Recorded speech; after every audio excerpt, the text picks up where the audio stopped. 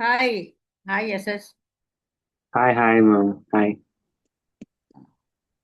So I think I'm the first one to join today. Yeah, I mean, Sachin sir should have been joined at Raksha 55. and Sachita always say, Raksha ma'am's health is not good, right?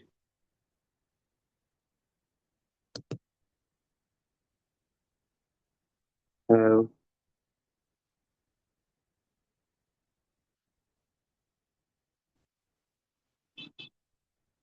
your voice,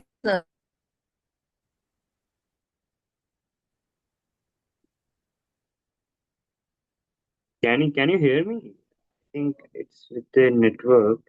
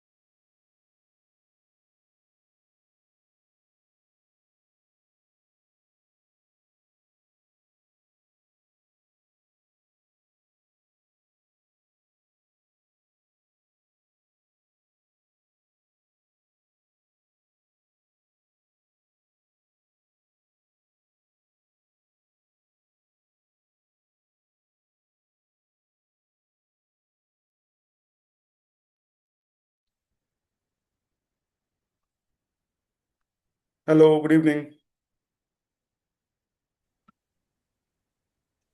Good evening, sir.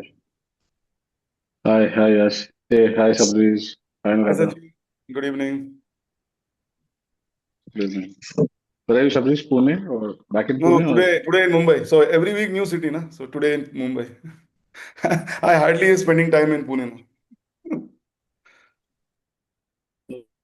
Only weekends in Pune.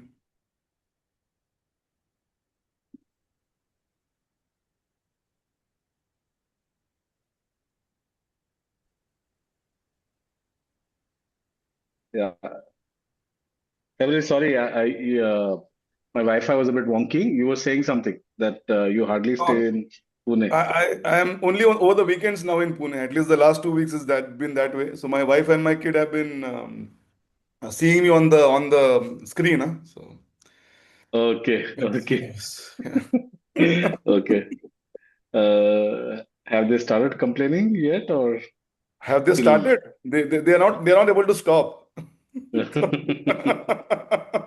Yeah, understandable. Understandable. Hi, Ranjini. Good to see you.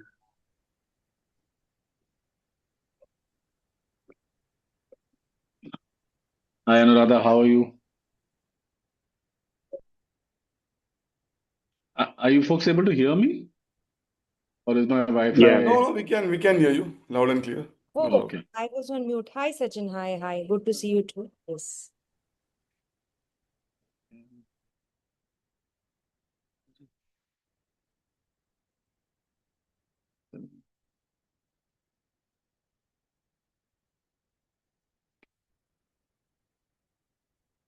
Good. How are you? Very well. Hi, Sachin. Hi, Rishi. So, quite a few of our business and leadership show listeners are here. So, Oh, Lino is one of lovely. them. So is Hi, Shabarish. Rishi. And Archana here has been listening to you since 1996. Oh, wow. And I was just pointing out to her that at least two of the members in this group were not even born Yeah, so don't ask sometime. me my age now. No, you don't age, no? That's the, or at least your voice doesn't. So super, great. Okay, we'll get started. Archana, I'm going to put you on mute. Yes, yes. Yeah. Okay. All right. Cool. So before we get started with the discussion with Rishi, I'm just going to quickly let you folks know a little bit about what we are doing here. Of course, the members already know, but for folks who are visitors to our community, this is what it is all about. So today, the session is. Sound like a leader. How do you turn words into visuals? And something that I think Rishi is a master at, given the fact that he's been on radio, an audio only medium, for like, as we already know, more than 3 decades. So today's Story Club's meeting number 95, Wednesday, 24 June 2026. Why does the Story Club exist? So this is the first thing that we generally talk about. Stories are what make humans special, yet their power is underutilized in business, career, and in life. And the Story Club intends to help millions eventually to reflect on, learn from, and narrate stories from their own experiences to lead more mindful, impactful, and joyful lives. These are some of the guidelines of Story Club. Of course, you're already here, but generally we expect our members and visitors to be here by 6:55 a.m. We are saying that the sessions end by 9 p.m., but that's the longest that they last. But otherwise, we are done by 8:30.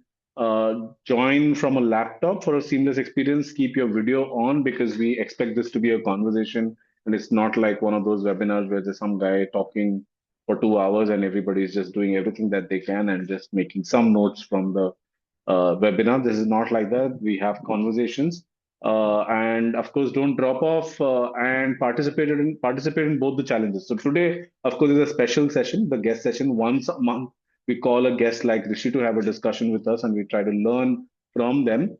But otherwise, in every Story Club meeting, we have a writing and a narration challenge. So we encourage our guests and visitors to participate in that. Why did the Story Club come about? Have been doing trainings and workshops for a lot of companies like Philips, SBI Mutual Funds, Times Pro, PNG, Polestar, etc. for a while now, about 6 years. And I run Lead with Stories, which is which is the most popular program that I run. And over the years, what I've realized is that a workshop can only do this much. You can probably get to know a few techniques and, as a trainer, I can hope that some people end up using those techniques. But the thing that's missing in this entire thing of helping people become better storytellers or become better leaders using the power of stories is that there was no space for someone to prepare, practice, and get feedback from others. And that's why I created the Story Club, where we don't just learn techniques, we also have the opportunity to use them in our communication through the writing and the narration that we do in the session itself. And we also get feedback from the community. So that's the entire idea of the Story Club, that's prepare, practice, and feedback. So these are the kind of programs that we run for corporates. But like I said, over here, the focus is that we turn it into micro topics, micro templates. We write and we narrate and we get feedback from the rest of the community. So for Story Club, I like to call it your communication gym. Write, narrate, and win. So we will now get started with the session that we have today. The session, of course, is on how do you turn your words into visuals using your voice to build connections. So most of you know Rishi, so I don't think he needs an introduction. So I will probably lean on my experience of having worked with Rishi, and I'm really happy and excited that today the tables have turned. Generally, he's the one who's asking questions, and I do the answering. Today, it's the other way around, and much like how I make him, wing it. That's what I'm going to do today as well, because he always complains that Sachin, your emails about the stories come way too last minute for me to actually prepare the questions. So, Rishi, I'm going to put myself in your shoes today and see how I perform so that I can't, I probably understand what you go through.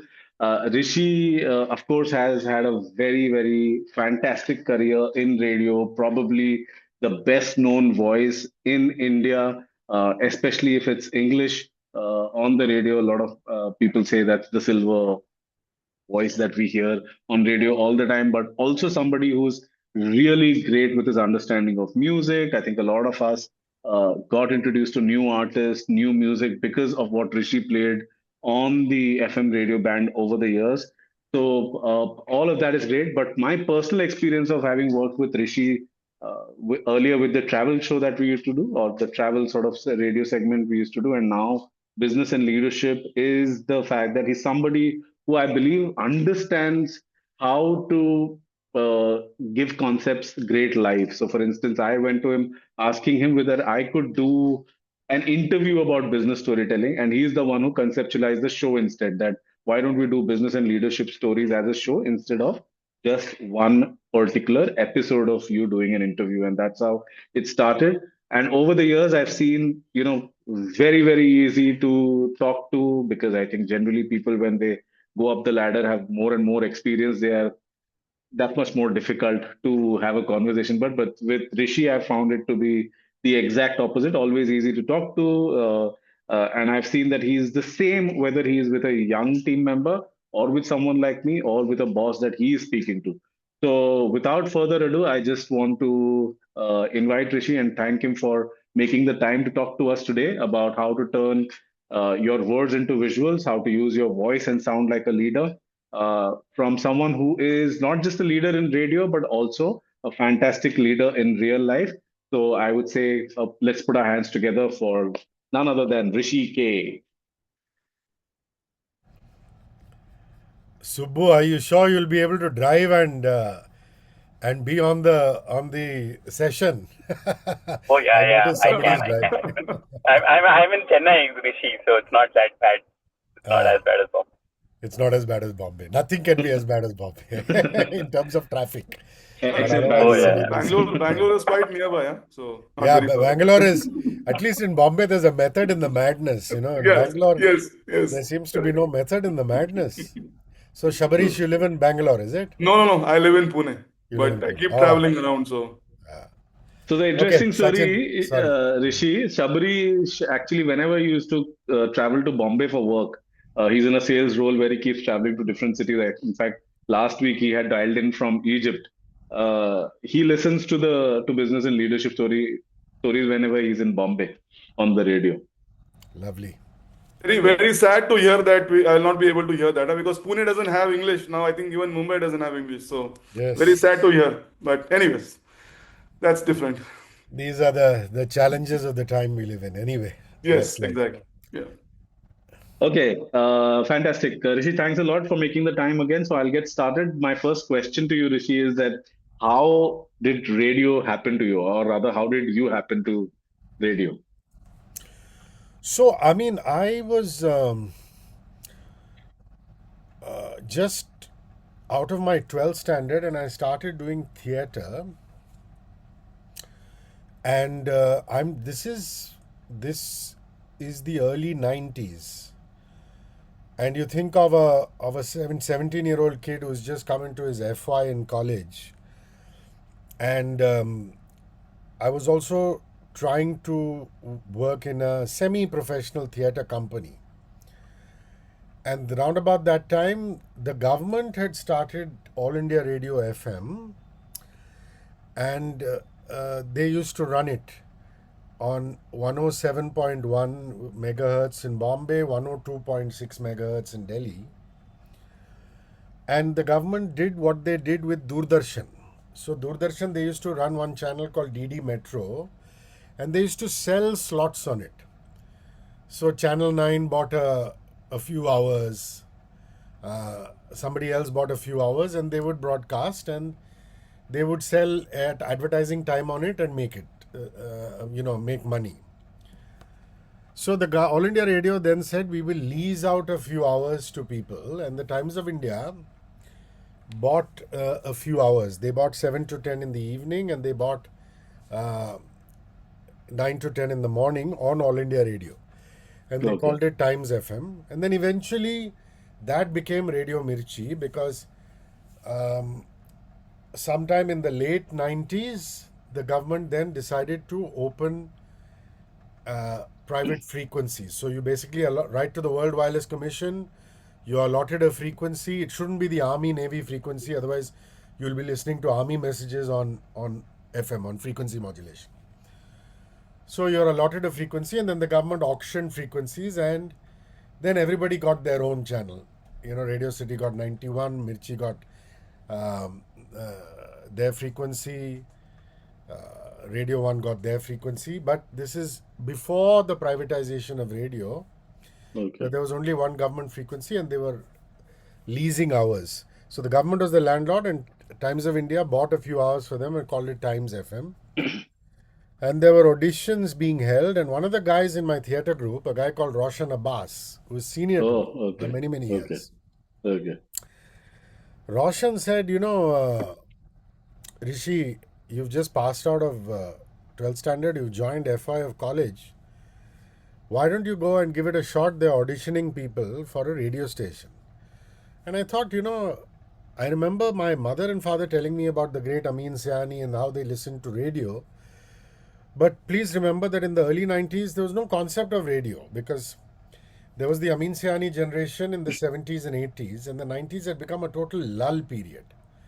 And then all of a sudden, privatization happened. Manmohan Singh's government came in, there was economic liberalization, Star TV, etc. started on television, and then the radio frequencies came out. So I was like, radio? And then he said the magic words for any 18-year-old. He said, if you get selected, you'll get 500 rupees a show. Please understand that in the early 90s, 500 rupees for a college student, first year of college, was a prince's ransom. You could end up being the king of your college canteen.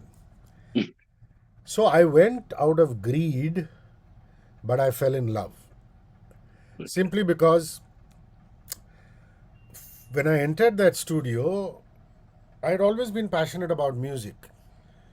And in my home, my father would listen to English music, Jimmy Cliff, Bob Marley, the Kingston Trio. My mother would listen to Hindi music, because even though we're Tamil, my mother grew up in Delhi, because my grandfather was a great lawyer in the Supreme Court in Delhi. So she grew up in Delhi, and my father grew up in Tamil Nadu. And then, of course, they got married, and then, the confluence of two different cultures, as it were, happened. So in my house, my mother was listening to Umrao Jan, which had Khayyam and Muzaffar Ali, and my father was listening to all this international music. And when my father, who was an engineer with L&T, would travel, he would get cassettes home, and we'd listen to English music, and I was exposed to Hindi music through my mother. And I was the guy in school who would make mixtapes for guys who wanted to give it to their girlfriends, romantic mixtapes of songs. And I loved talking. I used to debate, and I used to do elocution. So when I went into the studio out of greed, they said, and I did a little bit of homework. I managed to catch the BBC. I managed to catch a little bit of recordings of Voice of America, which I sourced from various places. So I said I should know what it sounds like. And of course, there was always Vivid Bharati. I managed to listen to a little bit. And I went there, and they said, you have to write a few talk sections. One can be a fake celebrity interview with somebody. One can be you talking to a caller. One can be you giving some current affairs. And one can be you giving the local traffic or the weather. So I wrote these pieces down, and they actually gave us CDs to play. They said, this is your CD player. After you talk, you play the song off the CD. Because this was pre-MP3 era. Later, now of course we just drag and drop songs and we play it on the radio. And then I put on these headphones, and I started talking, and I started playing these songs that I'd curated, and I just felt this incredible head rush. I mean, honestly, it was 32 years ago, but I can still remember it like it was yesterday. I've never felt like that. With all due respect to my wife, who I fell in love with, and I have 2 children, but I never, I've never felt that kind of head rush before. It was a rush of blood to the head. There's something which just went up my spine, and I said, "Wow, I'm moonlighting as a theater actor, and I'm making these mixtapes, and this combines music as well as a fair amount of theatrics when you're talking, and this is it." So that's how it all started. I got pulled in. I was working throughout, part time in college and at the radio station. I was doing the night shift, so I would go to college in the day, then do plays in the afternoon, and then do this 9 to 10 show, which at the time was called Amul Chocolates Dial in Love, where people used to call in and ask for love advice. And I was asked by the channel at that point of time not to reveal my age, because people would ask for love advice, and some of them were older than me. And what is a mere boy of 17 or 18 who's in his first year of college? How will he be taken seriously if he reveals his age? So I was told, don't reveal your age. And the second thing that happened was I got a new name. I suspect my mother and father are still very unhappy. They gave me a Okay. beautiful, long Tambram name called Rishikesh Kannan. And when I went in there, they said, when a caller calls and you say, "Hi, I'm Rishikesh Kannan speaking," it doesn't sound very cool. Remember, this was the 90s when Ruby Bhatia and Kamal Sidhu, and some of you are younger, will not even remember them. Malaika Arora, all these people were on air. They had all these exotic accents. These days, if you speak with an accent, they say nakli hai, But those days it was considered cool. And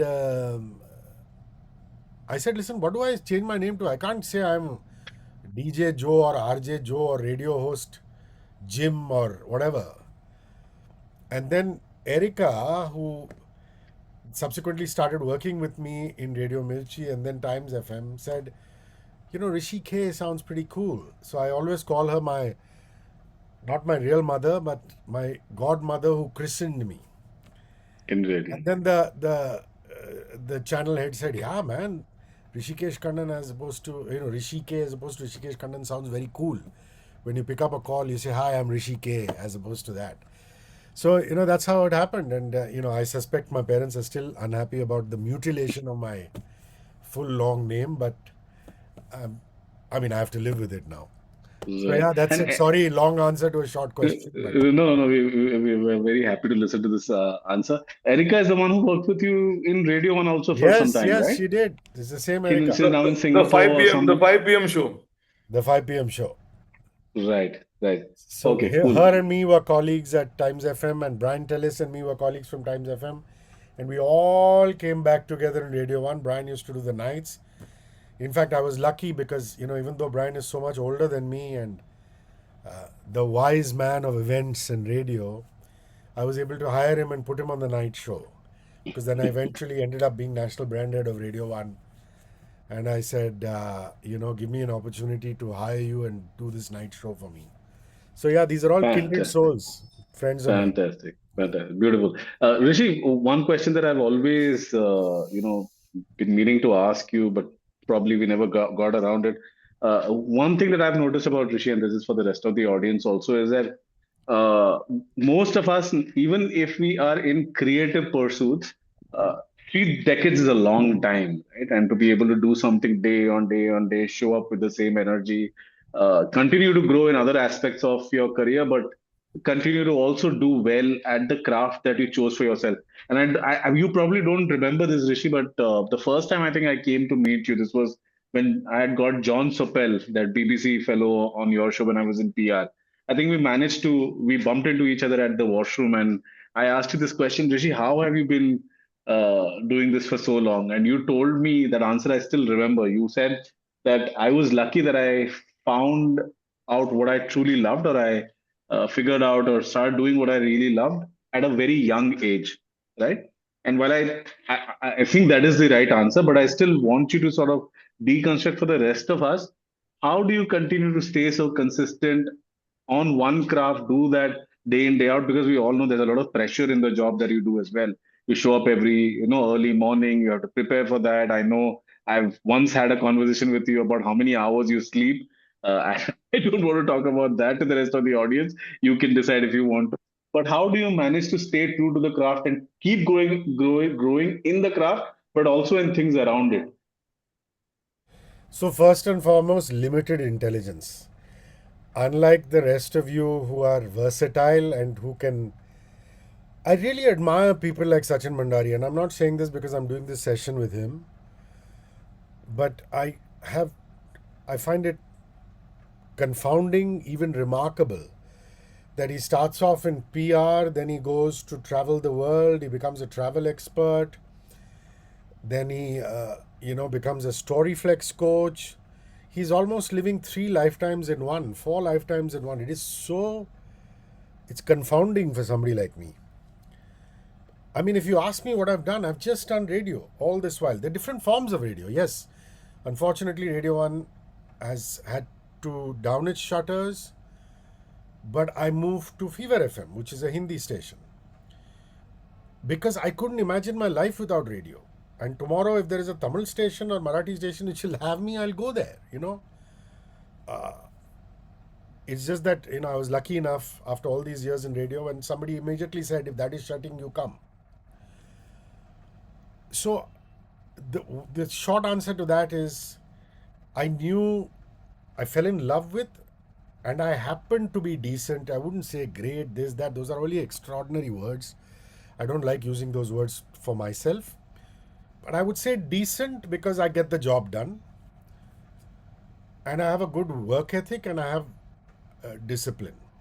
And that comes from, I think, certain things come from genes and certain things you have to work at. I always say I was blessed to have a good voice, but I had to work on it.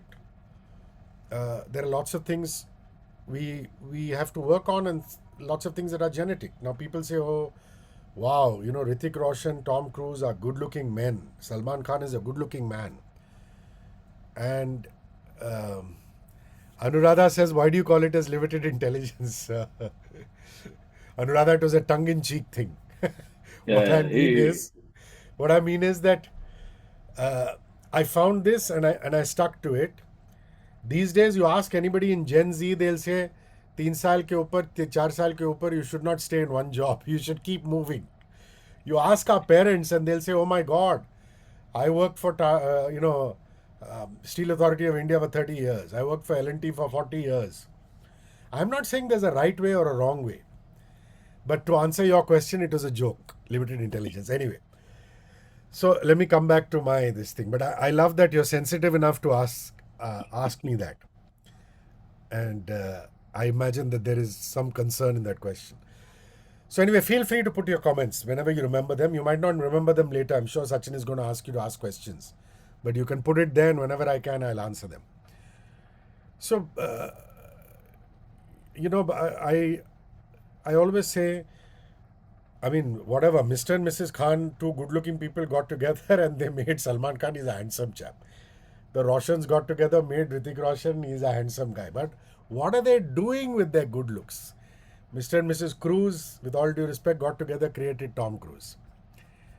So similarly, luckily for me, I have these good genes. I've got, like they say in Hindi, you get it in virasat.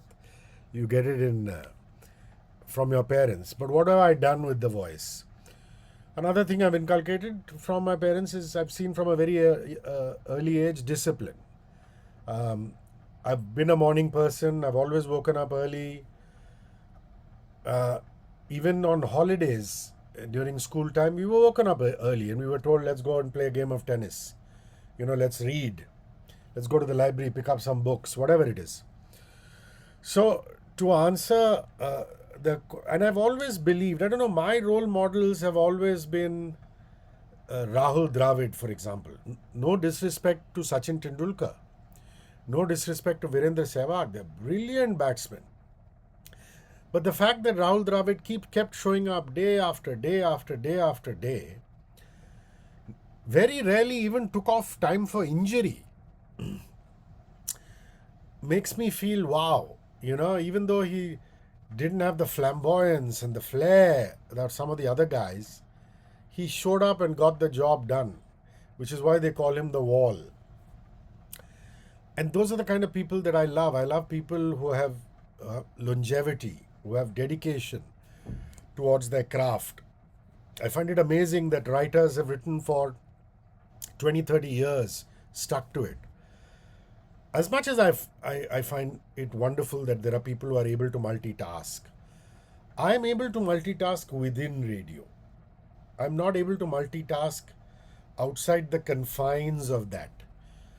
You could say, yeah, maybe I do the odd comparing or the odd moderating of panel discussions, but I think that is an extension of what we do on the radio. What we're doing, reels these days, are an extension of what we do. You use your voice and then you add your personality and you project in other spheres. So discipline, strong work ethic, sheer love and passion for what you do, and finding ways to challenge yourself. Saying, yeah, fine, maybe I'm doing business interviews well, but do I do film interviews as well? Am I interviewing comedians as well? Am I able to deliver a football interview as well as a football bulletin as well as I deliver a cricket bulletin? Am I able to deliver a stock update as well as I deliver an entertainment update? These are challenges and goals I set for myself every single day. And there are spheres that I have to educate myself.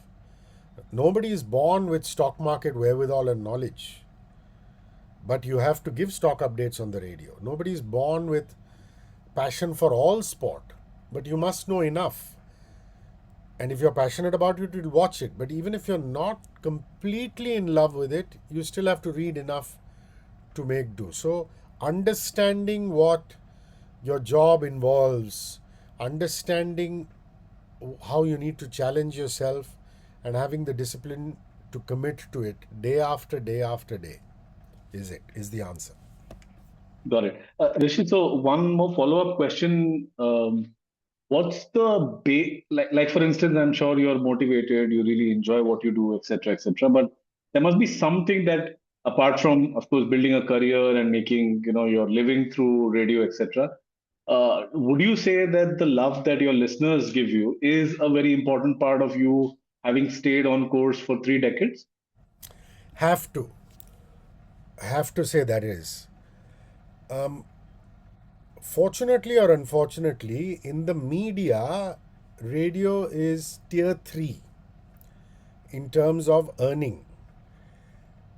Theatre is tier 4. So I earn perhaps more than my friends in theatre, but I still earn much less than my friends in television or OTT or even digital platforms. So it can't be pure finance. Otherwise, one would have migrated, tried to somehow do what an Arnab or a Barkha or whatever is doing, or try to do what a Raj Ramani or somebody is doing. But I'm sure that, and from whatever I hear from them, it's more lucrative, right?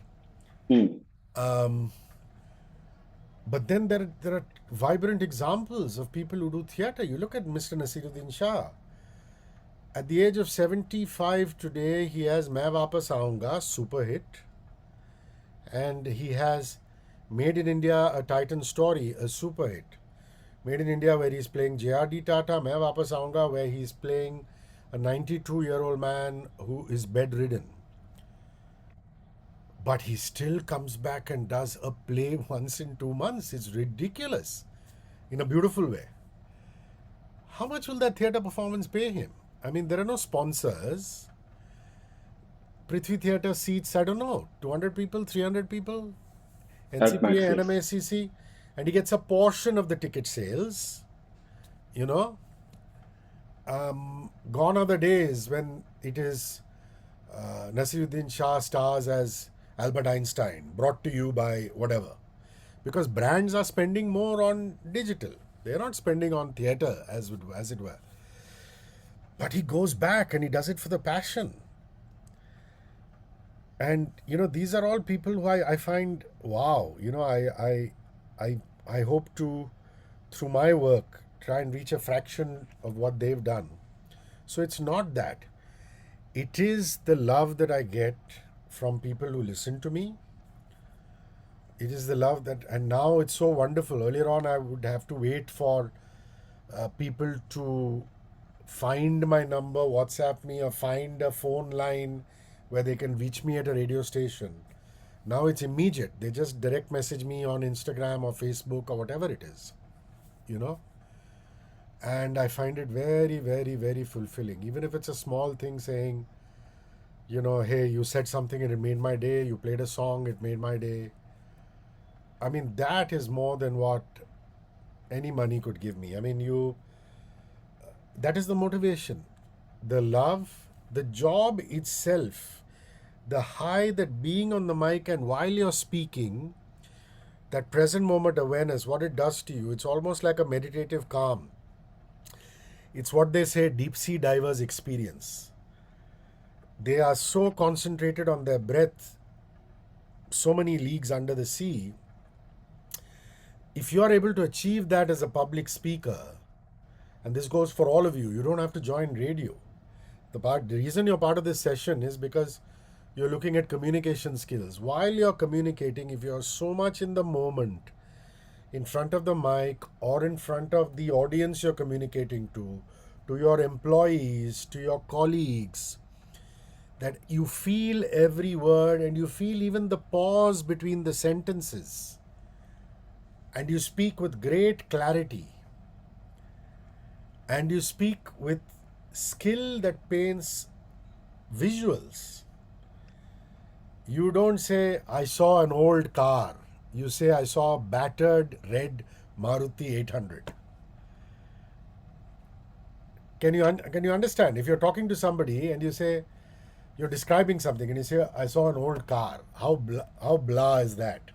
But if you go into the explicit details and you say, I saw a battered red Maruti 800, your communication goes up a notch.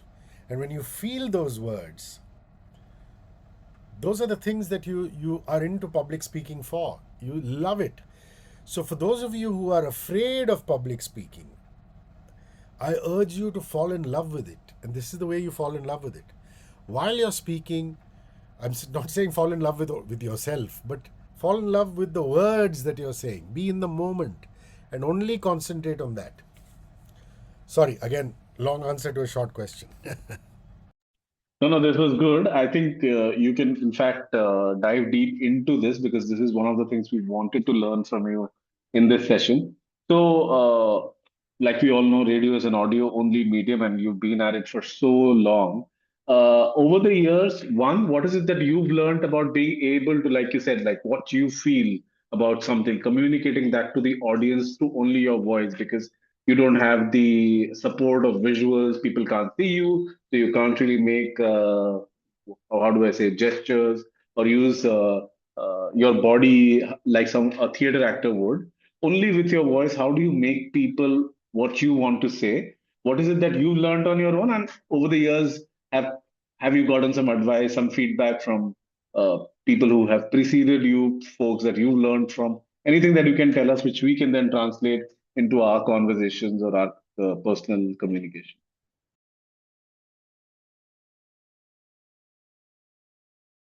So gone are the Yeah. days when it was just pure audio. As you know now, video has taken over. We've got a question. Oh no, it's the same Anuradha question. Okay. I mean, now this is the age of Instagram Live and Facebook Live and LinkedIn and this and that. So I doubt if any of you are only going to use audio as a medium. But even if you have visuals or if you're face to face with somebody, the fact that your voice will still be the most or one of the most powerful tools is something that you can't negate. So it's basically the 4 P's. Even if you don't write this down, I know that Sachin is amazing. He will write it down. It's the 4 P's, and my life is about the 4 P's: pause, pitch, pace, power. Pause, pitch, pace, power. The first thing you need to understand is you look at the audience you're trying to address. If you're addressing senior citizens in the room, in the 4 P's, what is your pace going to be? Slower. So always look at the audience you're trying to address. Pause, pitch, pace, power. If you're addressing colleagues who are your age, then it's okay.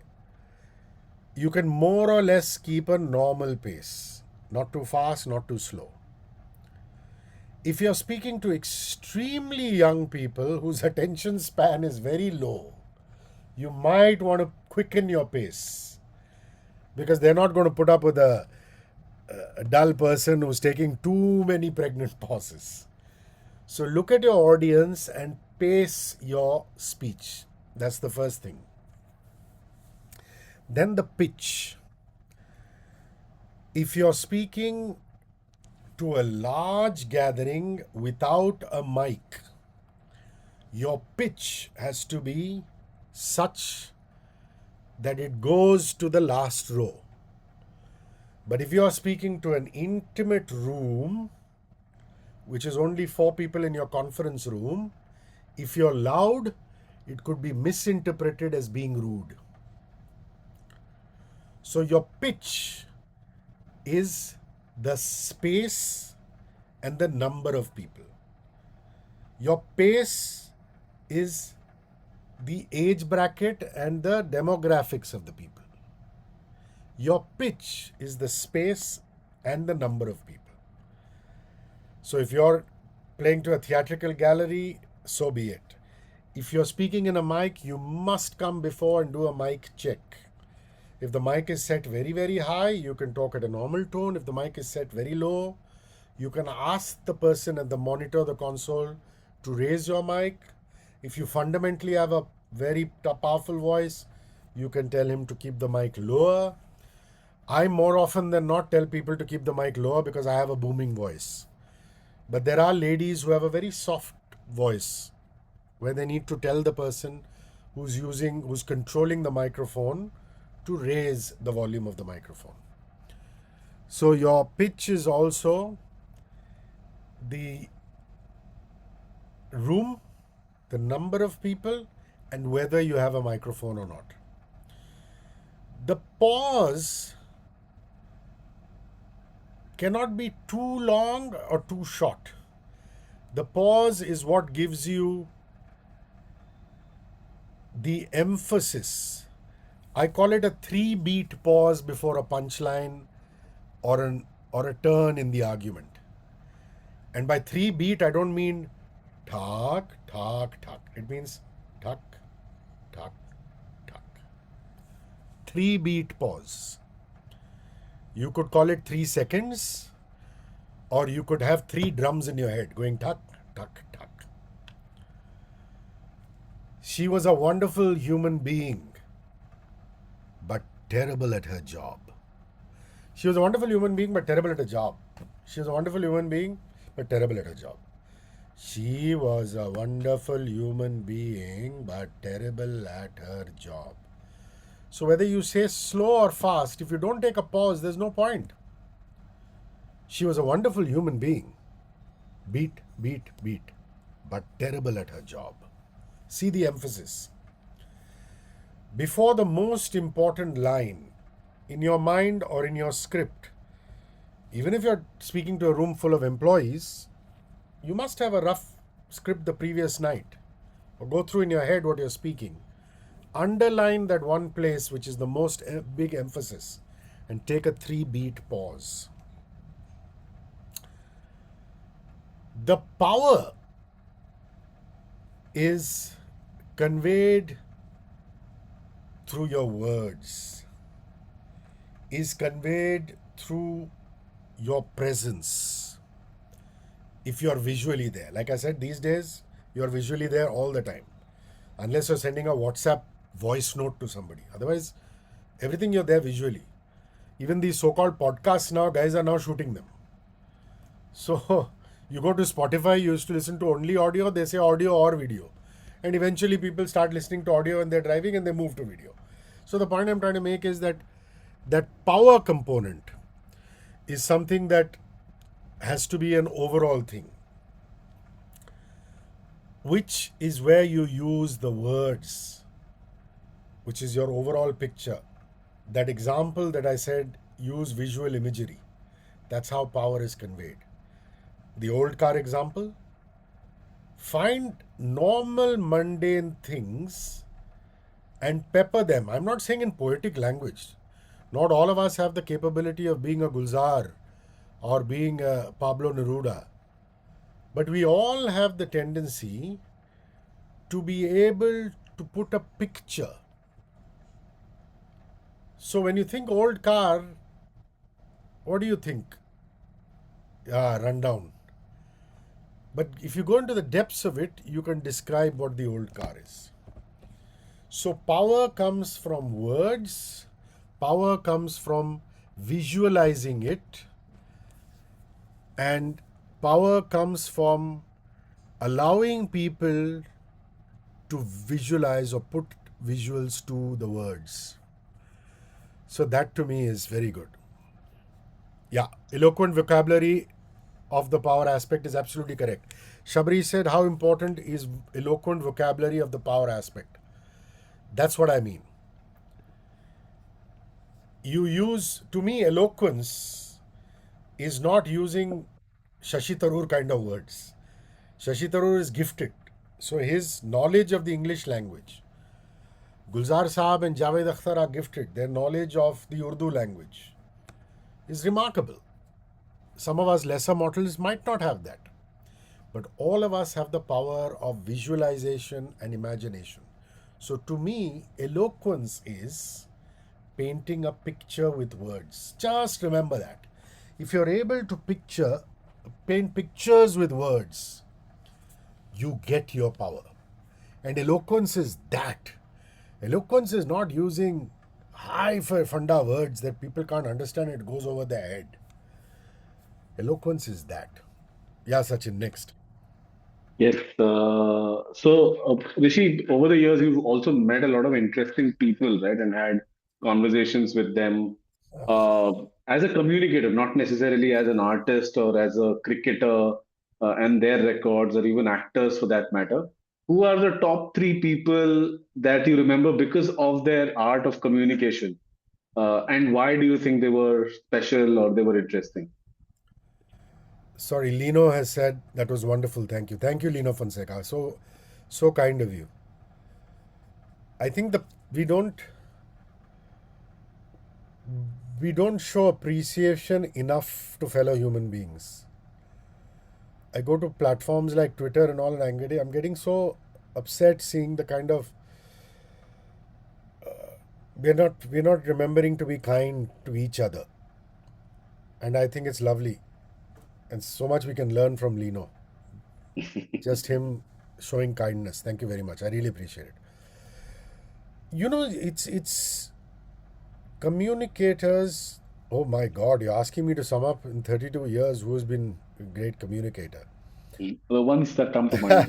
The ones that come to mind. Salman Rushdie, the author, he's had a tumultuous life.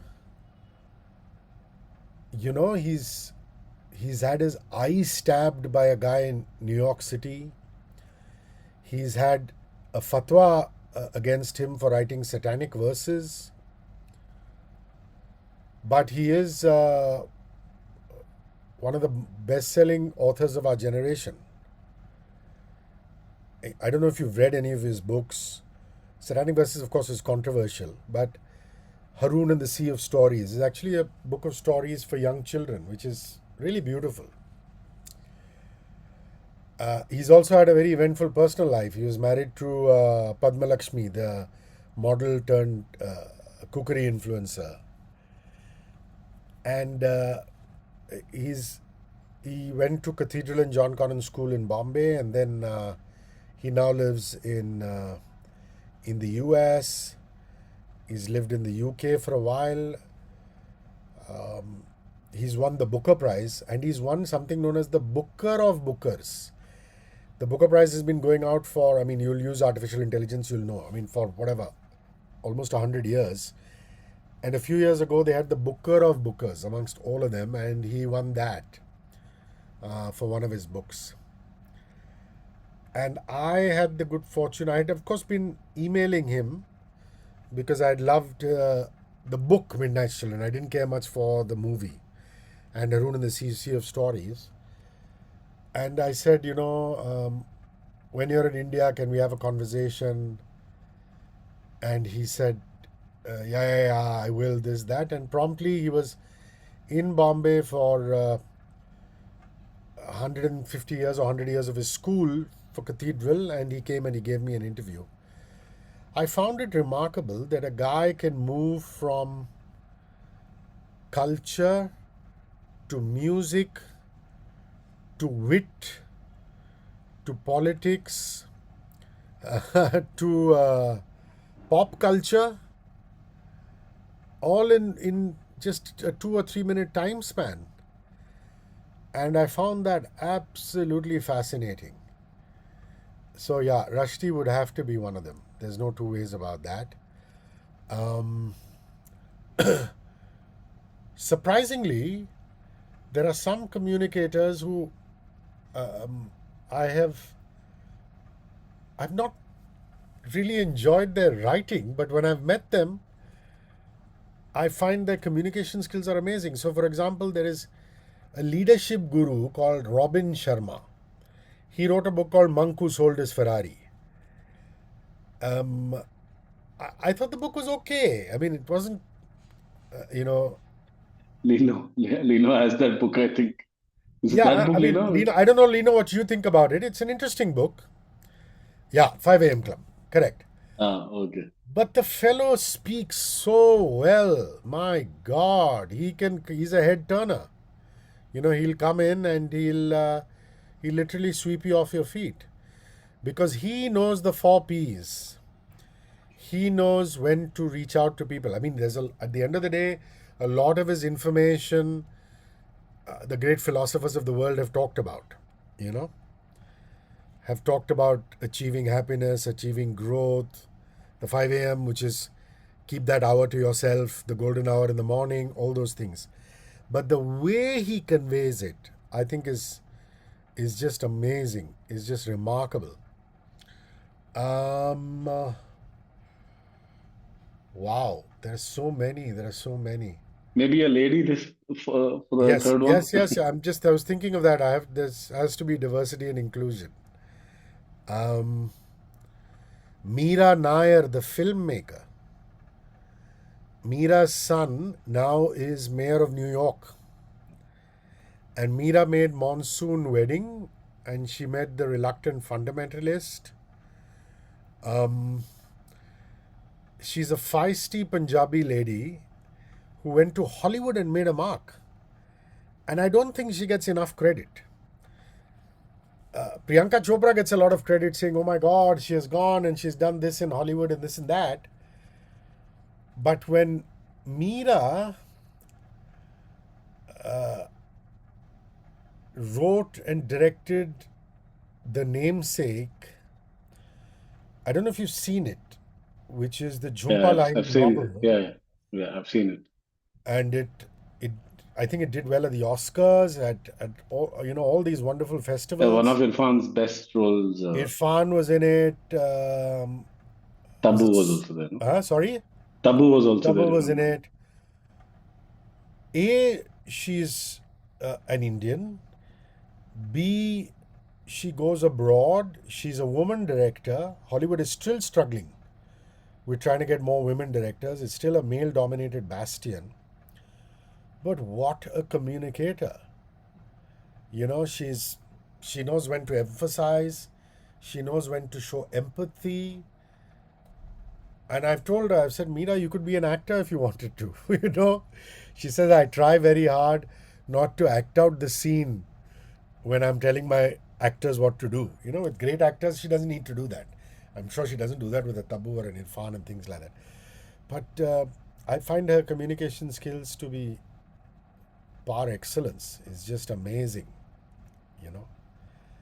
Yeah, the namesake. That's right.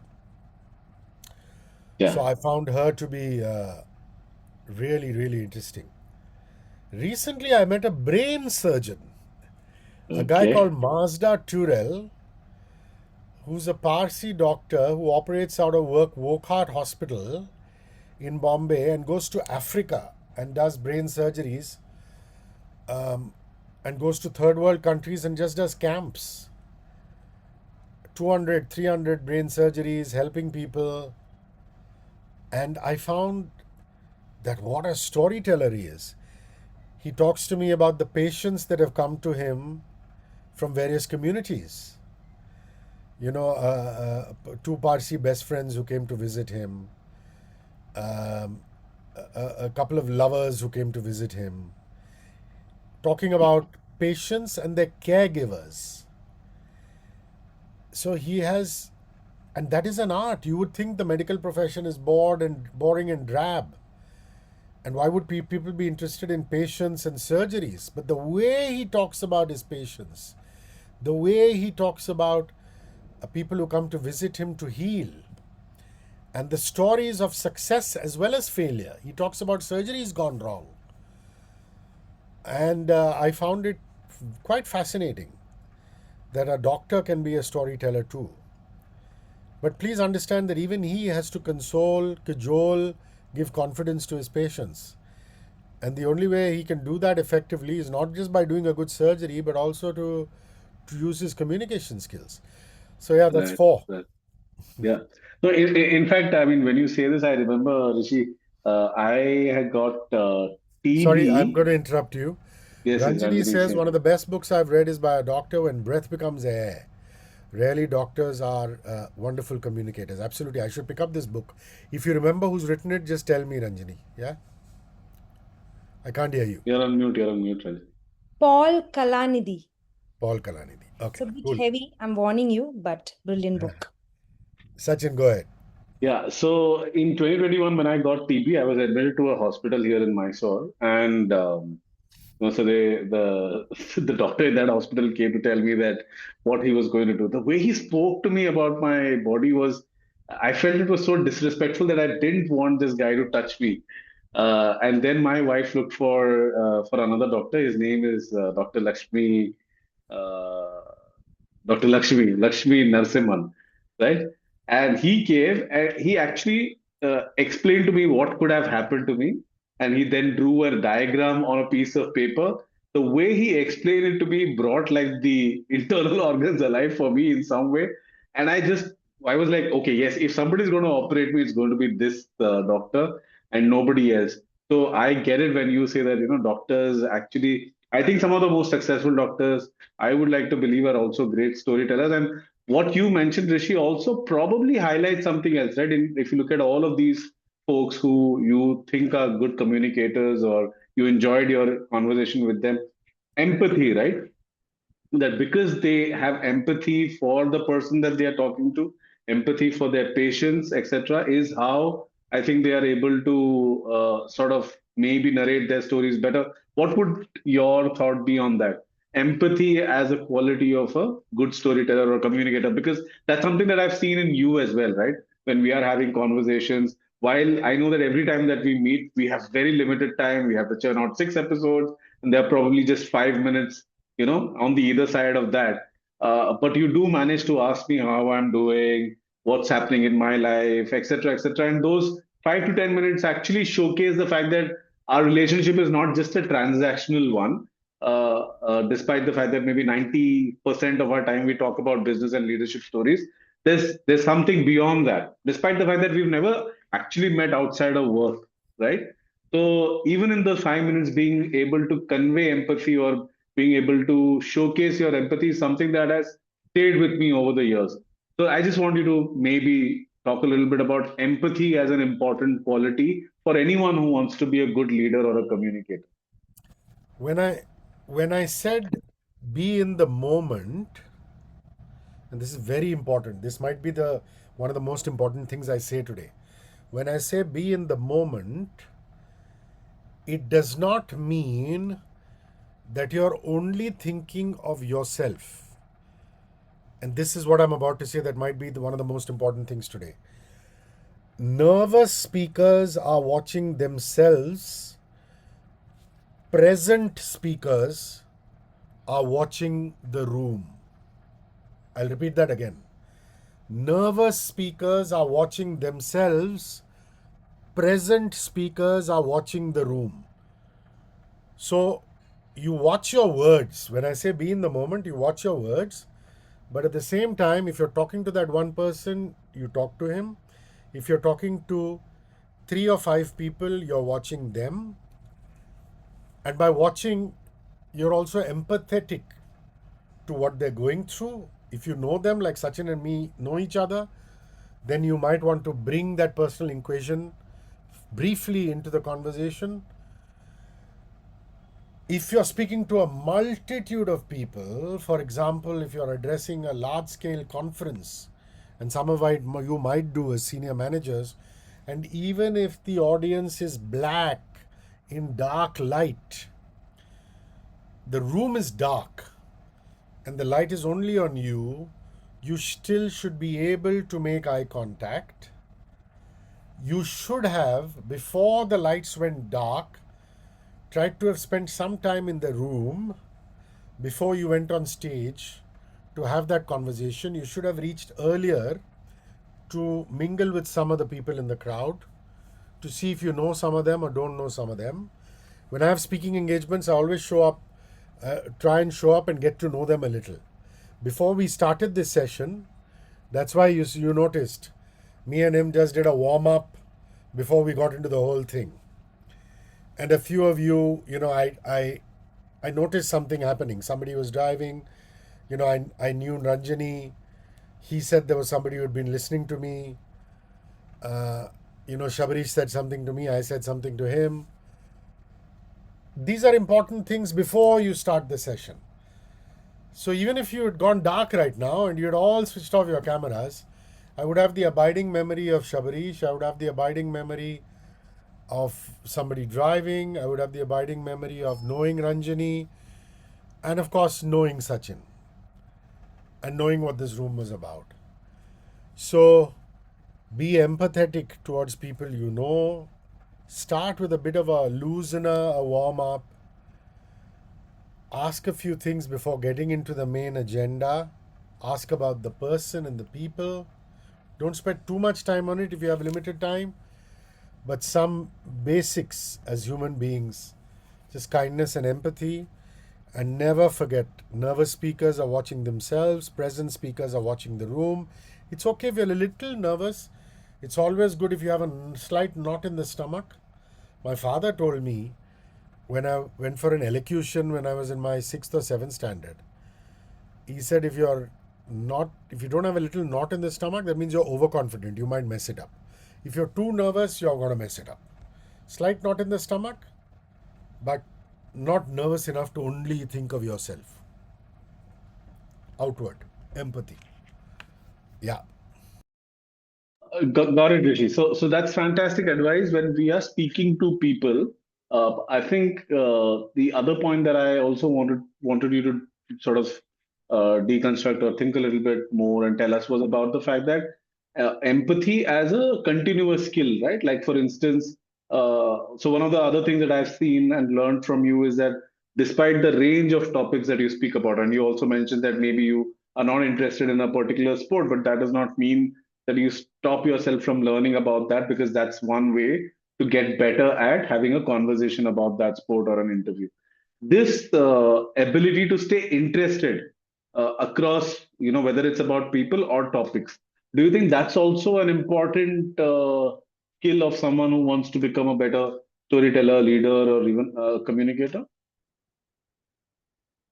Mute. One of the things they say about Englishmen since we were a former colony of the British, is that when they have nothing to talk about, they talk about the weather. Indians are far more interesting. We are far more interesting because we have grown up with such distinct stories, and the weather changes every few seconds in various parts of the country. There's no cold, gloomy weather unless you're in the mountains, where also you see a bit of sunshine. So I've always said that if you are well read,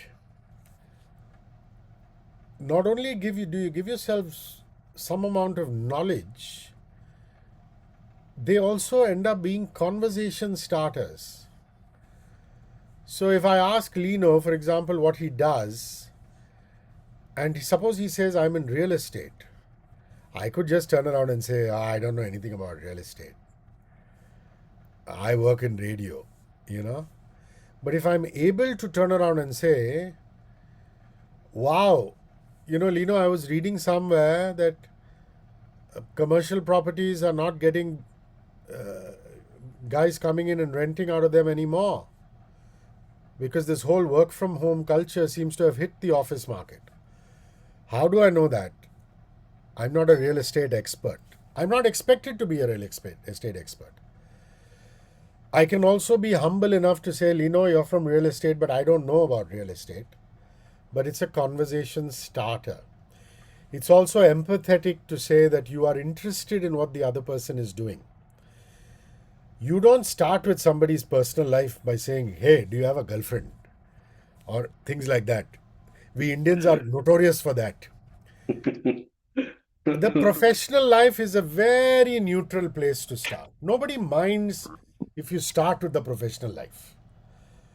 But people mind if you start with how many children do you have? You know, are you married? Are you divorced? And Indians, we do that. That is our problem. Sometimes I feel we know too much. So we're not as boring as the English folk who will start talking about the weather and then go on to football and English Premier League and then talk about the pub. We have so many colorful things to talk about. We live in joint families. We talk about our grandparents. You know, we talk about the chai ki ready down the road. You know, anything. It's amazing. So I think, if anything, being well read.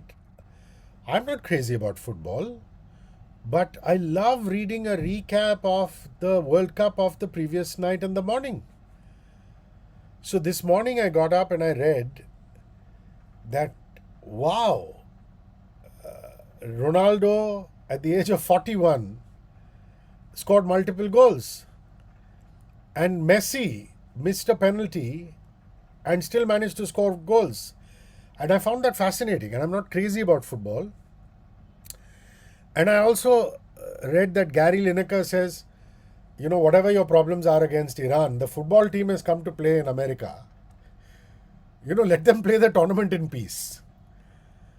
So I know that when I go on the air on radio, I will not pretend to be a football expert.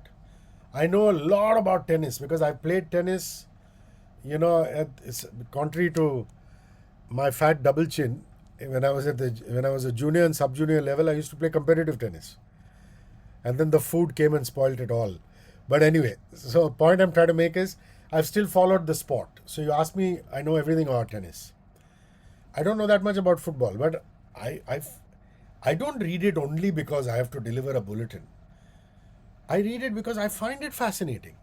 I find it fascinating that a 41-year-old guy in a sport that is supposed to have young people with strong legs is still competing and scoring goals. I find it fascinating that a sporting team is being penalized because their country is at war. And I find the surround sound against football fascinating. And if I meet a football fan, I will say, hey, I'm not, I don't know as much football as you. You're a Manchester United fan, but, Gary Lineker says this and, Messi and Ronaldo, amazing, yeah. And then I'm sure he will continue for 10 minutes about football. So I just gave you two examples, real estate and football. So if you're well read, and it's so easy to do it in this time and age, You ask people who are slightly older, like Lino, myself, Sachin, they'll tell you we went to libraries, we borrowed books, and we had to read. You know, whereas these days you go on to Claude and it'll just give you, the top bulletin points for the day, and you get enough conversation starters. And when you have a conversation starter, you start with neutral topics. Then, if the person starts opening out to you and says, "Oh, my daughter gave me lots of problems today getting ready to go to school," you say, "Arey, wah, you have a daughter? I have two daughters. I feel you." Then, if the other person has opened out and started talking about that, then you add to it. You don't be obnoxious. Start at a neutral place. Don't get into political ideology. I believe in the Prime Minister's ideology, the right wing or the left wing or the middle wing. These are not controversial today. Work is work. You can start at work, you can be well informed, and be a conversation starter. And empathy, all of us have. Even the most, pessimistic, kathor person in the world can find empathy in themselves. And we can reach out to our fellow human beings. That is the beginning of great communication. Cool. Fantastic. Lino's asking you something in the chat box. Have you graduated with your tennis experience to the national sport of Bandra, pickleball? No, I haven't, Lino. I haven't. Unfortunately, I have a sciatica now, so I'm not even being able to play tennis. And every time I go to a spine guy, he says I have surgery, and I'm scared to have surgery. So I'm not playing competitively, but I swim. I try and swim about thrice a week to try and lose weight. That's the whole idea. But yeah, pickleball has become a rage, and I don't think people like John McEnroe and all are happy about it, because they're saying all the tennis courts in America are being converted into pickleball courts. And they're saying it's not good for the knees, because in tennis, you play on clay, natural surface in French Open. You play on grass, natural surface in Wimbledon. And then in Australian Open, you play on carpet, which again they're trying to build to make it easier on the knees. But these guys are playing in cement and deco and all that. Lots of injuries. So you have to be careful. And Ranjani says exactly. Also, a lot of injuries. All physiotherapists are seeing patients with pickleball injuries. That's what the sports people are saying. All the schools in Bandra. So you look at Novak Djokovic, you look at Carlos, and you look at Sinner and all these guys. They're playing sports where their sport is taking care of them. Despite that, they have injuries because they're playing, 360 days a year. They only take a small Christmas break. And they're pushing their body to the limit. But the surfaces are built in such a way that the guys can, at least play on natural surfaces most of the time. Okay, cool. Rishi, so this is what we're going to do now. I am done with my questions. Of course, I can go on, but I think since everybody's come here, people may have certain questions that you want to ask Rishi directly. So feel free. If anyone has any questions, please go ahead. Please feel free to unmute yourself and ask your question directly to Rishi pertaining to radio, speaking better, communication, anything that you feel like. Yeah, I had a question on the chat. The question was on humor. How important is humor as a part of the effective communication and engagement with audience? Oh, fantastic. What a question. Actually, some of the most interesting guys I've talked to are stand-up comedians also. Veer Das is such an interesting chap. You have to be very intelligent to do comedy. Making people cry, everybody is doing it. You be rude to somebody, you be nasty to somebody, you give them grief, they start crying. Whole world is making each other cry. But making people laugh is not easy. And people will not laugh at vulgar, cheap jokes anymore. Gone are those days where, you do vulgar, cheap jokes and people are laughing. These days people are seeing through it, especially Gen Z. They're very, very intelligent now. Humor is so important. Sorry, who asked that question? Shabrish, you asked that question? Yeah, that was me, Rishi. Yeah. Shabrish, very, very important question. I'm not saying you have to go and look at a book of jokes and quote jokes. Navjot Singh Sidhu does that. And he himself says that. He says, I look at books of jokes. Even if you hear a joke, you personalize it. What I love about Sachin, who is our moderator for today and the man who's running the story club, is he has at any point of time 3 or 4 personal stories. And even if he finds something funny, he will personalize it. So, I'll give you a classic example. He read somewhere that Sumant Mulgaonkar from the Tata Group, who was one of the pioneers of Tata Motors, had a car called Tata Sumo named after him. Okay. And he also heard that Sumant Mulgaonkar used to disappear from his office in the afternoon. So this is his personal experience. He must have read a joke somewhere from some place saying that, men when they disappear from their office in the afternoon are going out to, are probably having an affair. But look how he personalized it. So he starts telling me a story. He says, did you know that Tata Sumo was named after Sumant Mulgaonkar? I said, I had no idea, yeah. So I said, how did that happen? So he said, in Bombay House, where the Tatas sit, Sumant Mulgaonkar used to disappear during lunchtime. People thought he was having an affair. So he immediately hooked me. No matter how straightforward all of us are, when we hear words like this, some kind of scandal in corporate India, our ears prick up for a 30-second thing. Then we have to control ourselves saying, listen, come on. Don't be a rabble-rouser. Don't give way to scandal. Come back to the main topic. So I said, Acha, wow, he already had my ears. And I'm sure anybody who had been listening to him on the radio would have turned up the volume. But actually it was a very mundane thing. But he peppered it with that. He used humor. So he says, they thought he was having an affair. So some guys started following him during lunchtime.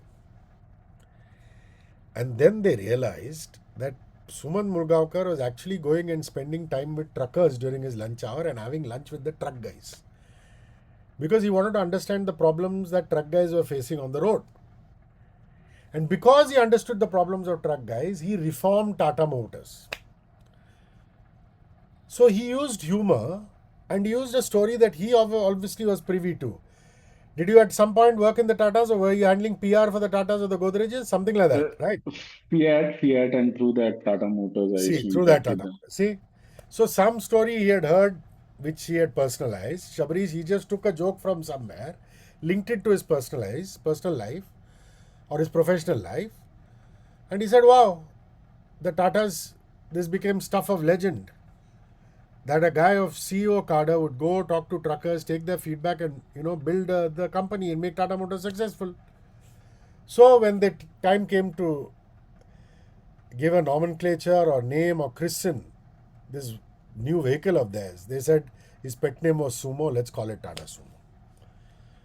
So take a joke, personalize it, make it Shabrish's, own it. Again, you want to go into neutral territory, use an example from your professional life. Nobody's forcing you to go into your personal life and crack a joke on your wife or your child. Work is a neutral thing. So yes, humor is very, very important. Your ears prick up. You need not talk about an affair or a scandal, but something funny. Thanks. Yeah.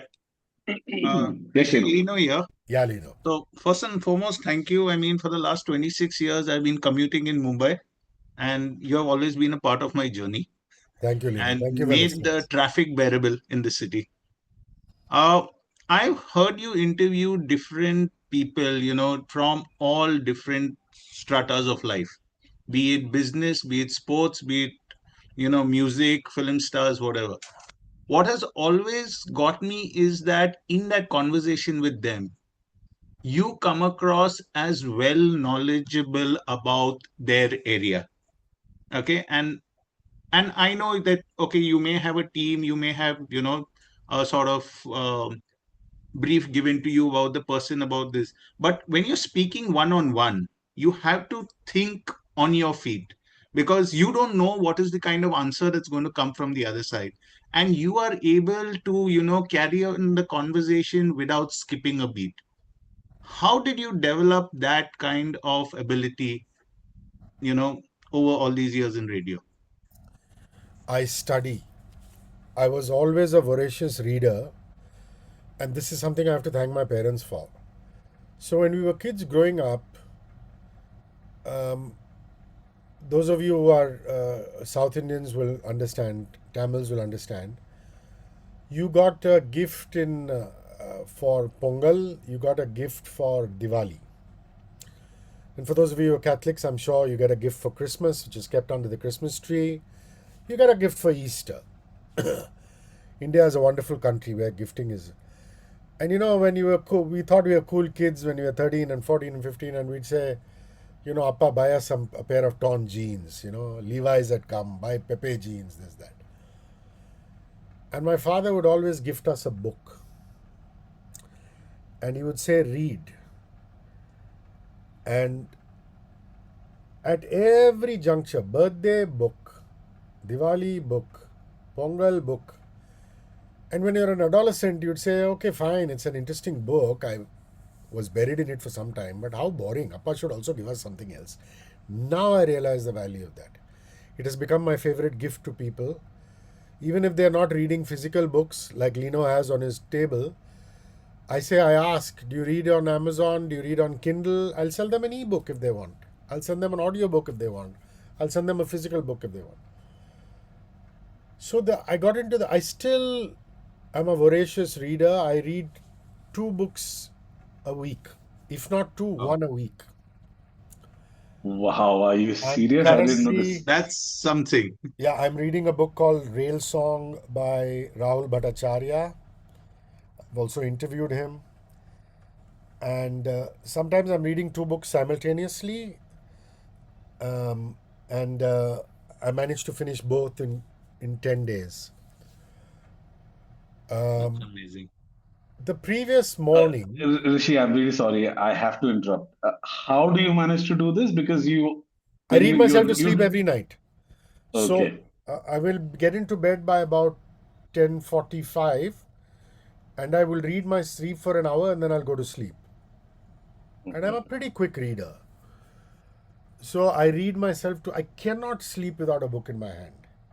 Wow. I cannot. People watch OTT, TV, check Instagram handle. I read myself to sleep. That's my whole deal. To answer Lino's question, the guest of the day, the next day, tomorrow morning on Fever FM, Fever 104 in Bombay. Lino, you might not listen because there are Hindi songs, but I'm interviewing an actress called Cindy Ann, who's in a musical called Cats, which is playing at the Nita Mukesh Ambani Center. So she's dressed up as a cat and she's performing as a cat. And it's a musical based on T.S. Eliot's Old Possum's Book of Cats, which is a small book of poems. So tomorrow morning, and one of the reasons why I'm paying through my nose, I couldn't afford a driver, is because I was only getting that 1 hour at night to read, and I wasn't getting enough time to research because I was spending 2.5 hours driving back from Parel in central Mumbai, for those of you who are not in Mumbai, to Andheri, which is a western suburb. In the morning, it takes me about 50 minutes, but in the evening, it's horrible. And then my wife keeps telling me, you're wasting so much time driving. You're wasting so much time driving. Why don't you use that time to read? You keep saying, I'm not getting enough time to read. I'm not getting enough time to research. And one is having an assistant go. I have one assistant on the show. Sachin has met her. Her name is Desha. Now I'm moved to Fever. I don't have an assistant, but they're trying to work it out for me. So that assistant will look at Wikipedia and give me a summation. I don't want to look at Wikipedia and say Rahul Bhattacharya has written the rail song. I want to be able to know more about them. So, live example. So, I've finally done that. I've managed to hire one guy, paying through your nose. I look at my expenses every month, and typical curse of a middle class man, saying I could have driven, but the advantage now is I'm better prepared. So I found out that Cindy Ann is a South African actress. I read the T.S. Eliot's book of poems, and then I found out that Andrew Lloyd Webber had taken and made a musical out of it.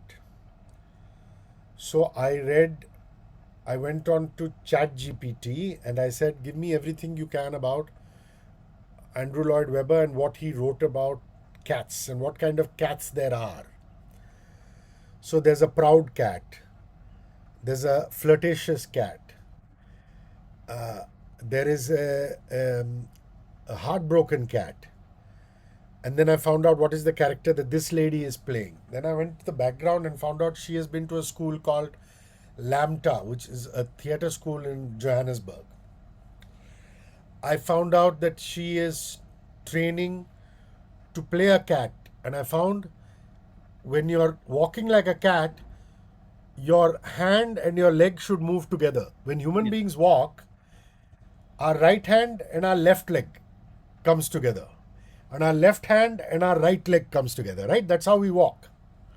But cats walk with the right hand and right leg, left hand and left leg. So tomorrow, if you listen to me, I'm going to ask her these questions. How did you on stage learn to play a cat with that? What kind of training did you do? When you went to this theatre school called Lambda, what did you do? So let's say now, how am I prepared for her answer? So suppose she says, oh, I went to this theatre school in Johannesburg, but it taught me only American theatre. And it taught me only South African theatre. I don't know what Indian audiences know. I'm just saying hypothetically. My quick on the uptake answer will be, listen, you're in Bombay. You're coming to Bombay. Why don't you go to Prithvi Theatre and watch a play? Because my varied experience tells me that Prithvi is a great place to watch a play here. Correct. If you're going to Bangalore, go to Rangashankara and watch a play. If you're going to Chennai, go to the Music Academy and watch a play. And Indians also have this wonderful art of playing animals. A lot of our traditional dance forms have animals. So it's just conversation, it's just banter. So you use study and your own life experiences. For younger people, like I just saw one Gen Z young man who's joined us, he might not have the 30 years of experience that you and me have, life experiences, Lino. But he will probably have to read up a little more. With us, we are reading a little, we use our life experiences. So I use a combination of study and life experiences. Whoever I'm interviewing the next day, I would have studied in the car. I would have studied at home at night. I have set aside that golden hour that Robin Sharma talks about. He says 5 o'clock in the morning. For me, it's 10:45 to 11:45 at night. And in the car, a lot of people spend time on the phone in the car. I actually get into the car and say, this is my reading time. Let me switch it off. And that 2.5 hour drive, I'm getting a lot of stuff done. So yeah, so that answers your question. Thank you so had much done for a listening. similar interview on 94.3, I think, a couple of weeks back, and you Yes. were talking about a duet between the two of them. Oh wow, you have a great memory. Yes, I had another cast member from that. Yes. So I find it very fascinating. So I'm interviewing another one of those cast members tomorrow. It's a huge cast. It's some 38 members who are coming in and doing Cats the musical. Yeah, Thank you. cool. Thanks, Lino, for the question. Anyone else? Any questions that you'd like to ask Rishi? Isha, I'm sure you've joined this session to watch or to listen to Rishi. So if you have any questions, feel free. So what you Archana, can do is, I am HRISHIKAY everywhere. So if you type HRISHIKAY on LinkedIn, on Instagram, on Twitter, all these places. You can just direct message me anytime. For now, just remember the 4 Ps. Remember that you've got to watch the room. Remember that you have to have present moment awareness. Remember, you can have a knot in the stomach. Don't be too scared. Don't be too confident. Remember that you must keep reading. I don't care what you need, where you read from, whether you use Google or ChatGPT or read traditional books or not. Just keep reading, you know. And by reading, I don't just mean books. It could be anything. It could be nuggets. It could be information. Yeah. Right. Right. Raksha has a question. She has raised her Yes. hand. Yes. Raksha, please go ahead. Hi Rishi. Sorry, I cannot come on the video. I'm not in a position to come on the video. Not at all. Please don't apologize. Yeah.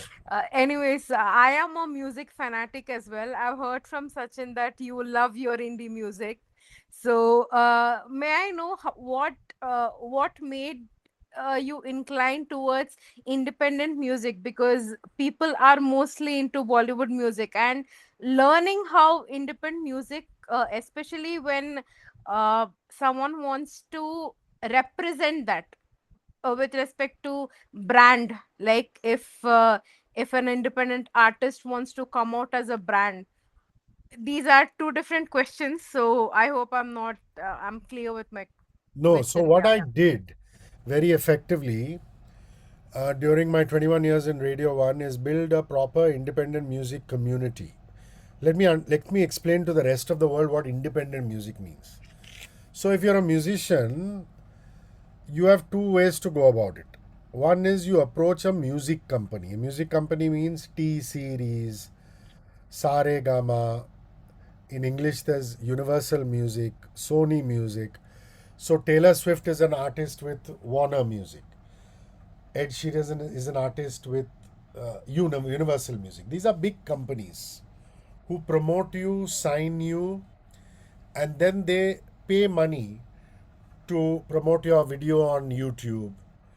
They get in touch with radio stations, TV channels, and say, play this guy's song. They have artist and relations managers who pump money, put hoardings of these guys.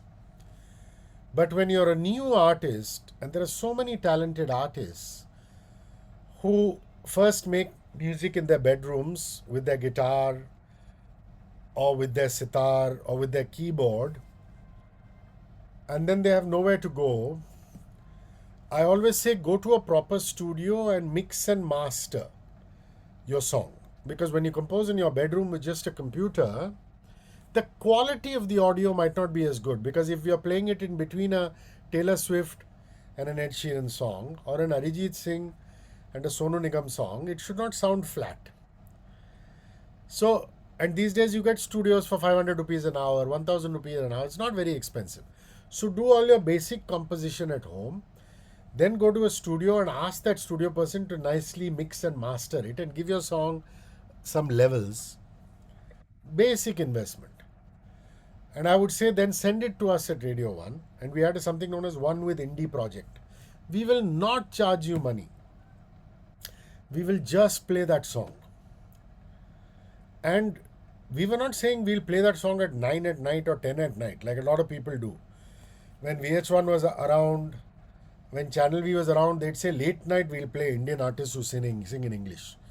We used to say, if you are an artist, you're singing in English, send it to us. We had a music manager who used to listen to songs and playlist them. A guy called Kobad Mobadjina. Sachin has met him. And he will go through it, and if he likes the song, we'll put it on air. We don't want your money.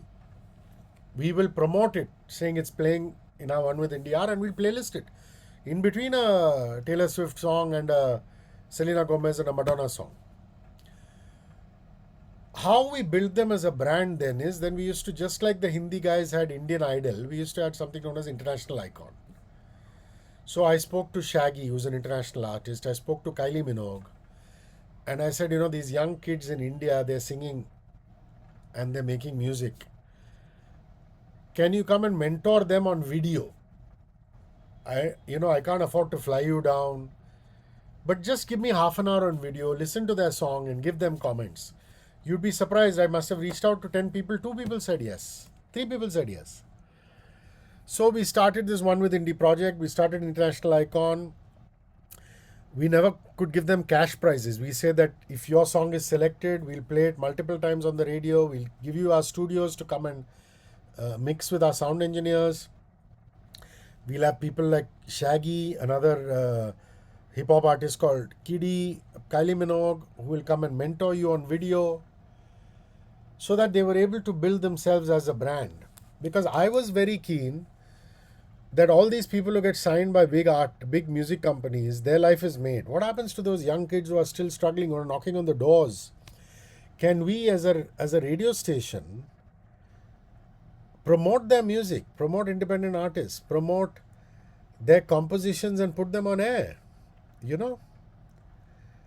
And I said, can't we devote some real estate? In radio, real estate means airtime. To give them that. So to answer your question, more people need to do that. A Spotify, an Apple, a JioSavan, all these Bollywood stations, Radio Mirchi, Red FM. In the south, you have Surya FM. Yes, play your Tamil songs, your Kannada songs, your Bollywood film songs, but also keep hours during the day, along with the big artists, playlist these guys. Otherwise, how does a Raghu Dikshit become big? How does the Mysore band you were talking about, Sachin? Who are those guys? The Tulu band. The Tulu band, Alva Kuto. How do they become big? How do singers who sing in English become big? How do singers who sing in Hindi or Bhojpuri become big? If their local radio station or their local streaming service doesn't say, come on, send your song, I'm not going to charge you. So that is the way they can become a brand. If people say, I know it's difficult for platforms, the lure of Bollywood is a lot, the lure of big companies is a lot because they have deep pockets. But can you start small? Can you devote some time to independent artists? That kid in Koramangala, that kid in Bandra, that kid in Mysore, who's that kid in Pune who's making songs and who's putting it out. If platforms can devote some time, they will become a brand slowly and steadily. An interconnected question related to that: what drove you to independent artists? Because as any South Indian family, Carnatic music and Bharatanatyam came as a sogat even for me. So what drove you to independent music specifically? Because in Bollywood or in the music industry, there are very few people who really understand the value of independent music properly. Great question. So yes, I grew up with MS Subbalakshmi in my house. My mother was a Bharatanatyam dancer. We used to wake up to Suprabhat playing.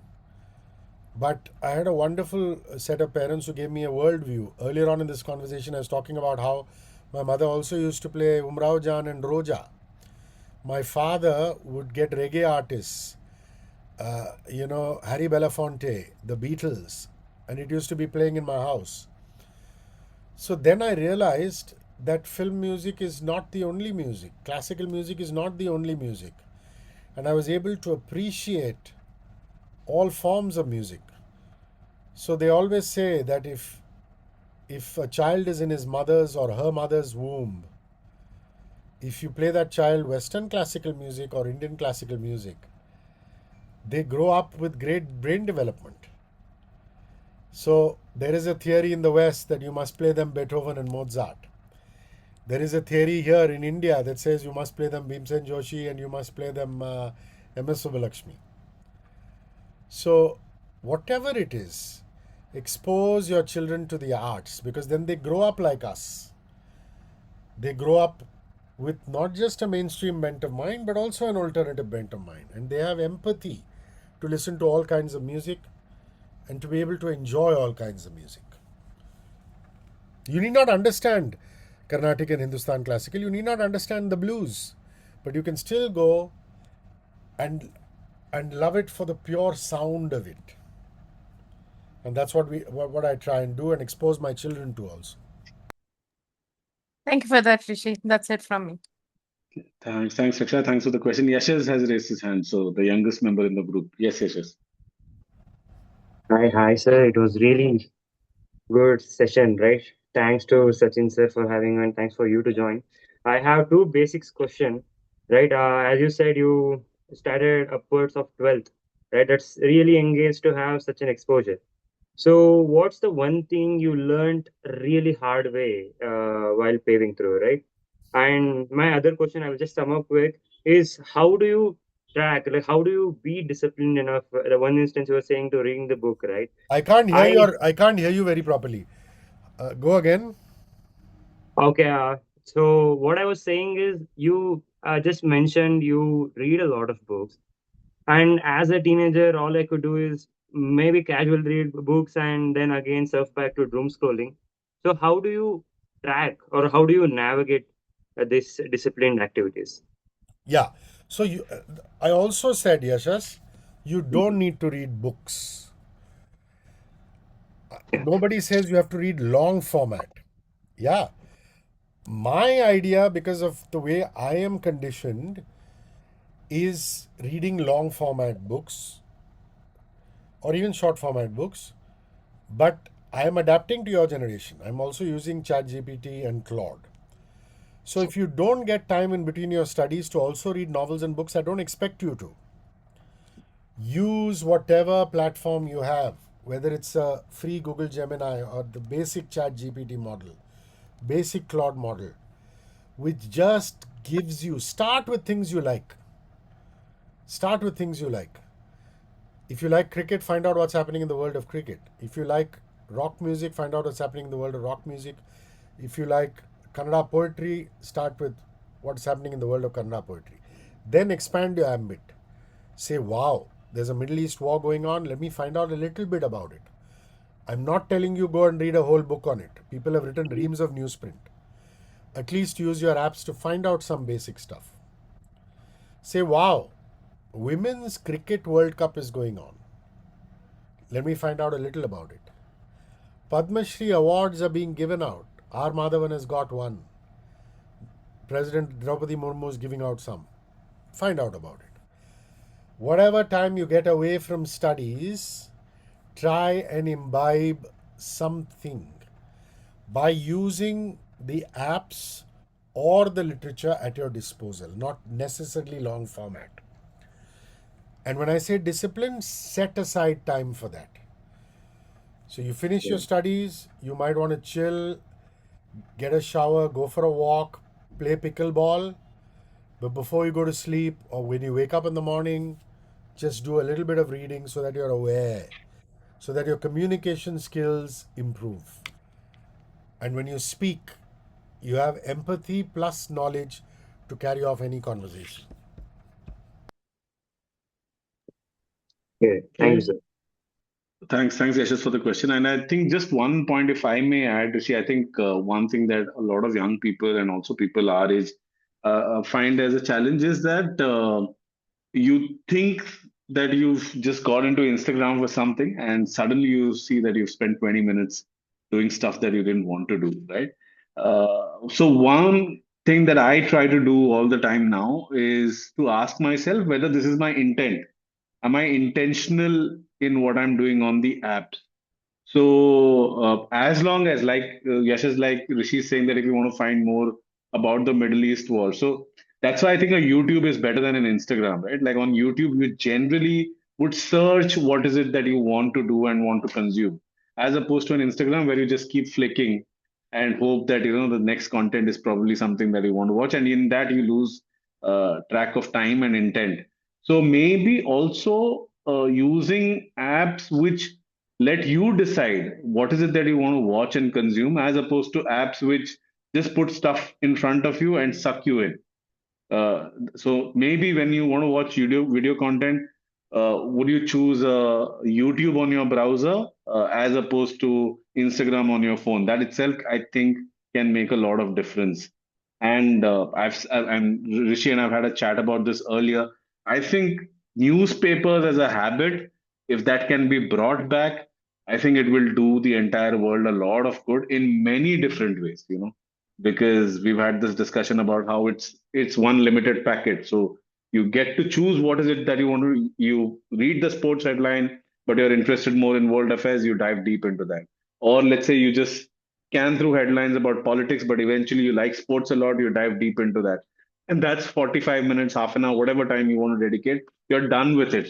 And then you have to say that the rest of the day, I'm not going to spend time on apps. Just, maybe unsolicited, but wanted to add these couple of points. Shabrish, yes. Yes, Rishi. Superb. Why would you need guest speakers? Sachin No, has all the correct answers. no, I don't. I'm not stupid to think that, Rishi. I Oh, know. Ranjini, thank you so much. God bless you. She's had to drop off. Yeah, She just said Shabrish, thank you. yes. Yeah, so Okay. so I had one question and of course a comment. So Rishi, I've been hearing you from 2011, you and Erika. So I think in fact Erika at that time has started one thing about tweeting in the show, and then she used to call out your name. So Yeah, correct. yeah. So my first tweet was that. So I had put in my name, and then I remember still that, and I told my wife that my name was called out on radio today. So that fond memories I have. So this is one let's say thing which I wanted to share. And the question I have for you is again a little bit going back to your formative years, because I know you have been very close friends with Leander Pace, and I heard you in the documentary that it was on Z5, which was the Oh, breakdown wow, during you've seen Match the Point. yeah, Game yeah, Point. yeah. It was breakdown, Break right? Point. Breakdown, Break Point. breakpoint, yeah, breakpoint. So connecting back the point about discipline, of course, you mentioned about how your parents have been very, let's say, instrumental in that. But seeing Leander across you in terms of the way he was training, and I know you also were training with him, has that also helped you to, let's say, further strengthen the discipline aspect? Because playing that sport, and that too with successes that we have been seeing at that time, is very difficult. So to keep doing what he was doing is what I wanted to ask you. Is that also some way helped you? Okay, this is lovely. For those of you who don't know, let me fill you in. So I came to Bombay and I did my college at St. Xavier's College, but I schooled in Calcutta because my father was an engineer in L&T, Larsen and Toubro Limited, and he was working in Calcutta, and then he got transferred to the L&T Powai factory, which all of you in Bombay would know. And when I was in schooling in Calcutta, I was a competitive tennis player. Like I said, you look at me now, you can't think of it that way. And in the under 12 and the under 14, the rankings in West Bengal was number 1 Leander Pace, number 2 Rishikesh Kannan. And it's the truth. I mean, it sounds like a really big joke, Sachin, but it's not. And the proof of that is Nitish Tiwari, the maker of Dangal, and Ashwini Iyer Tiwari, who is the maker of many movies, have made a documentary on Leander Pace and Mahesh Bhupati called Breakpoint, which is there on Z5. And I'm one of the prominent members of the documentary because they wanted to know about Leander Pace's childhood. And one of the things I said there was, if Leander had taken to football, he would have played football for India. If he had taken to hockey, he would have played hockey for India. If he had taken to cricket, he would have played cricket for India. But he took tennis and he played tennis for India. The fellow was hopeless in studies, and he is the first to admit it. We know each other since we were 5 years old. But he was just so good at sport. And the discipline he had in sport, he could get up in the morning and play sport till the night. Maybe it had something to do with genes. His mother, Auntie Jenny, who's just passed away, was a former basketball captain of India. And Uncle Wes, whom he also lost this year, he's had a rough year, was former hockey captain for India at the Munich Olympics. So obviously he was born with those genes. But the discipline of, until today, the fellow will not touch a glass of wine. He will not touch alcohol. Maximum, if in a party you go out, you're having a couple of beverages, he might order a juice. That level of discipline is something I saw at a very early age. I realized I did not have that discipline in physical conditioning, but I had that discipline in the arts. So I was simultaneously doing elocution, debating, and the lady who asked me the question about South Indian families, you know that in South Indian families, it's studies that comes first. You have to do your post graduation. You can do sport, what, all that can be extracurriculars, but you've got to do your post grad. I ended up doing my post grad, whereas he was very clear that he's going to finish his 12th standard and just not get into college, nothing, just play tennis. And of course, he got in much earlier. Even in his 10th standard, he had started playing for India that early. So, that level of discipline to be able to see and say, I will be consumed in my sport. And remember, he played for India from the age of 15 till his 40s, which is remarkable. I mean, you're talking about Ronaldo playing at age 41. Because he had that discipline. He had that discipline of not letting his body go.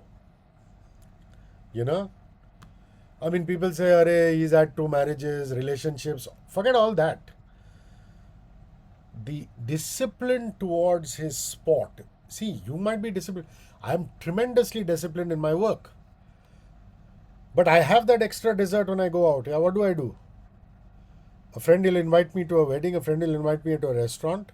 I will have that tiramisu. I know it's bad for me. So, who are we to say that you are supposed to be disciplined in every aspect of your life? Much as I'm disciplined and I've been lauded by guys like Lino and Sachin saying, wow, I do it every day, I'm not disciplined in my food. Similarly, just because the man is disciplined in his sport, you can't say, oh, his personal life has got to be disciplined. Anil Kumble, one of the greatest cricketers, he's also had a couple of marriages. You can't have a template saying if a person is disciplined in one area, he's got to be disciplined in another area. So anyway, I don't want to digress. But to answer Shabrish's question, I saw at a very early age a fellow who used to, whoop me on the tennis court, have that discipline of being able to play sport day in, day out, day in, day out, day in, day out. And I said, if I can replicate that, in my chosen area, which is the arts and culture. So you're absolutely right. I was very blessed to have at an early age friends who I was able to feed off and use that discipline in my profession, because I was able to see that with Lee.